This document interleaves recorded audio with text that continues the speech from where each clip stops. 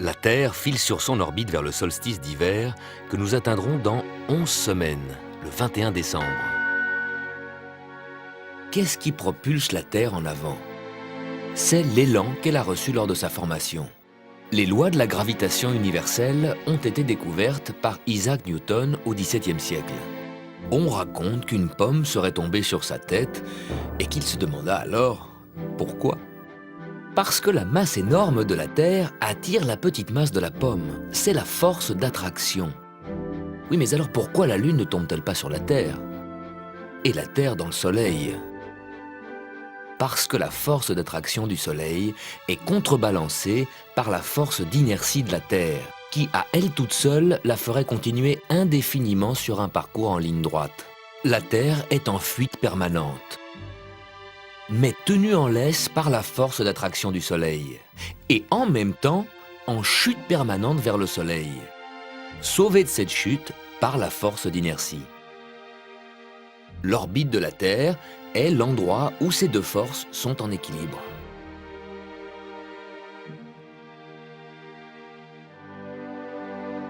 C'est la masse du Soleil qui retient la Terre sur son orbite. Même chose pour la Lune. La masse de la Terre retient la Lune sur son orbite. Son orbite est déterminée par l'équilibre entre la force d'inertie qui voudrait éloigner la Lune de la Terre et la force d'attraction de la Terre qui, à elle toute seule, ferait tomber la Lune sur la Terre. Les deux planètes, Vénus et Mars, font comme nous le tour du Soleil, mais à des vitesses différentes, parce que leur distance du Soleil est différente. Vénus est plus près du Soleil que la Terre. La force d'attraction du Soleil est donc plus grande. Si Vénus ne tombe pas dans le Soleil, c'est que les forces d'inertie qui la maintiennent en orbite sont également plus grandes et propulsent Vénus plus vite que la Terre sur son orbite.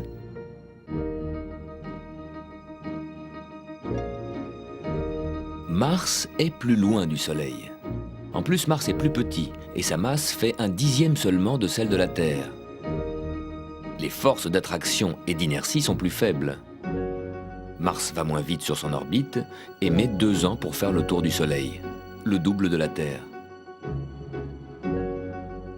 Ainsi, la Terre et les planètes ont chacune leur orbite en équilibre entre la force d'attraction du Soleil et la force d'inertie, qu'on appelle aussi force centrifuge. C'est l'interaction de ces deux forces qui nous maintient tous sur orbite. Mais cet équilibre n'est pas stable, comme l'orbite synchrone d'un satellite météo qui tourne autour de la Terre à la même vitesse que la Terre tourne autour de son axe pour en photographier toujours la même partie. Les lunes du système solaire ne sont pas aussi synchrones avec leurs planètes. Notre Lune tourne beaucoup plus lentement autour de la Terre. La Lune s'éloigne de la Terre très légèrement, 3 cm chaque année.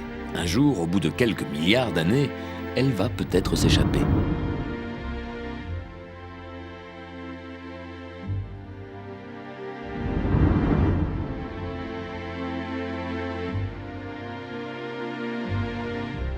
Phobos, par contre, le plus grand satellite de Mars, tourne si vite que les Martiens, s'il y en avait, le verraient passer 3 fois par jour.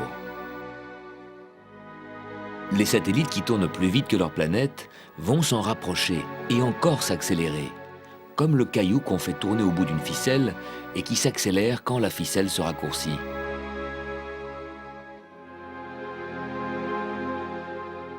Les lois de la gravitation ne nous préservent pas du chaos. Phobos finira par se désintégrer et s'écraser sur Mars.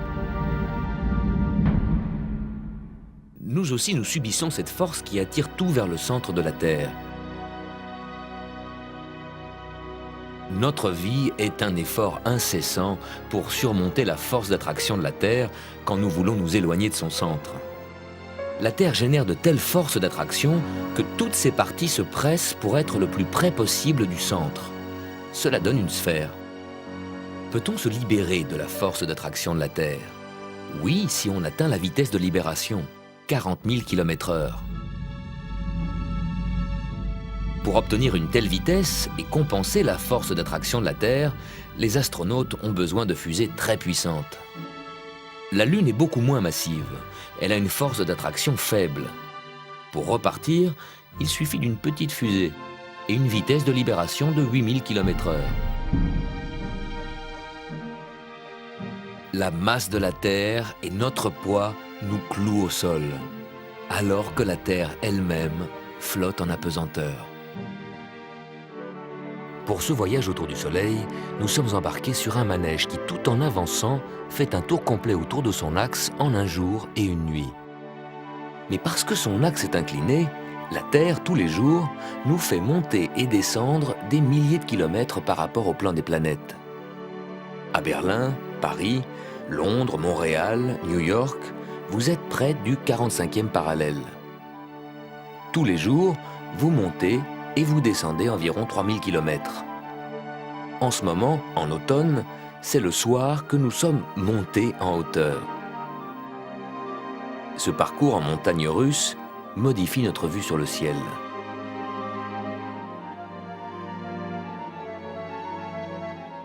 Nous voyons le petit croissant de la Lune très bas sur l'horizon, peut-être même caché dans la brume. Au printemps, par contre, le soir, nous serons descendus très bas. D'ici, les planètes et la Lune se présentent comme sur une pente plus escarpée. Le petit croissant apparaît plus haut dans le ciel. Au printemps, nous avons donc de meilleures chances de l'apercevoir. Mais ce soir, et tous les soirs d'automne, vous prenez l'ascenseur pour voir le monde d'en haut.